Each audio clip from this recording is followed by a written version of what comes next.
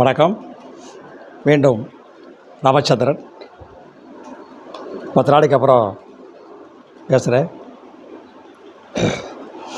எல்லா கட்சிகளும் road show நடத்துகிறாங்க இல்லையா? நான் ஊர் ஷோ நடத்திட்டு வரேன்.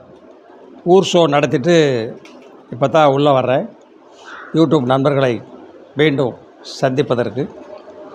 தற்பொழுது நடிகைகள் கொகைன் போதை மருந்து சிக்கிட்டாங்க. இன்னும் சில பேர் சிக்க போகிறாங்க. இந்த மாதிரி நடிகர்கள்லாம் வளர்த்து விட்டது யாருங்கிறீங்க? சினிமா ரசிகர் தான். ஒரு சில பட தயாரிப்பாளர்களின் சப்போர்ட்டு, ஒரு சில இயக்குநர்களின் சப்போர்ட்டு, சில நடிகர் சங்கத்தோடைய சப்போர்ட் இல்லாமல் அவங்க இந்த மாதிரி செய்ய முடியுமா அப்படின்னு போலீஸ் விசாரணை செஞ்சுக்கிட்டு இருக்காங்க. நிறையா பேர் சிக்குவாங்க.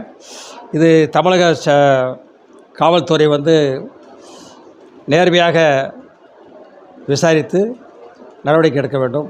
இல்லையானால் சிபிசிஐடி கைக்கு மாறிவிடும். அப்படிங்கிறத சொல்லிவிட்டு அடுத்த விடையில் வரேன்.